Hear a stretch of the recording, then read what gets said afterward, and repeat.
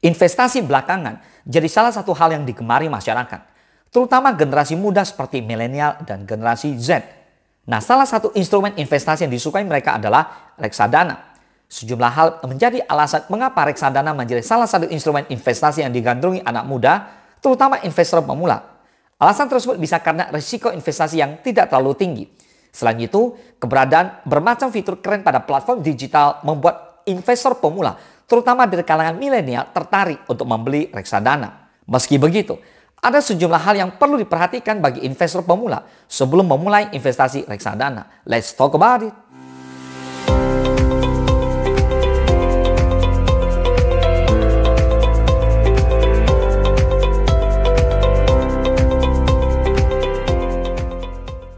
Yang pertama, penurunan nilai. Sebelum berinvestasi di reksadana, investor pemula mesti mewaspadai yang namanya penurunan nilai. Penurunan nilai dapat dianalogikan sebagai bagian dari risiko untuk seluruh investor reksadana. Penurunan nilai biasanya terjadi akibat adanya perubahan harga aset di instrumen reksadana. Sebagai contoh, saat harga saham pada reksadana turun, maka hal tersebut akan memberikan dampak terhadap nilai aktiva bersih per unit penyertaan. Yang kedua, likuiditas.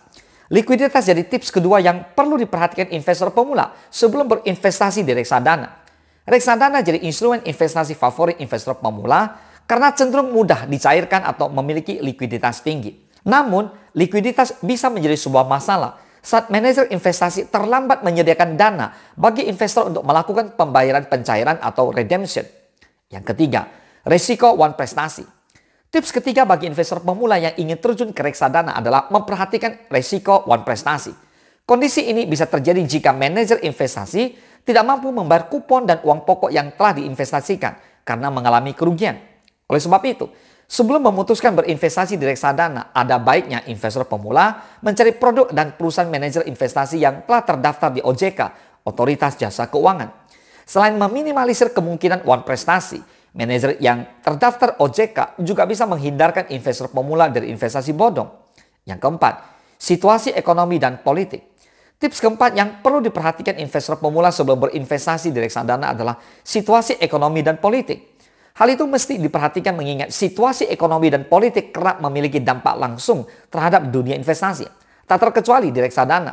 Nah, kalau kondisinya nggak kondusif, maka nilai keuntungan yang bisa diperoleh investor akan mengalami penurunan. Sebaliknya, jika kondisinya baik, maka keuntungan yang bisa didapat juga akan meningkat.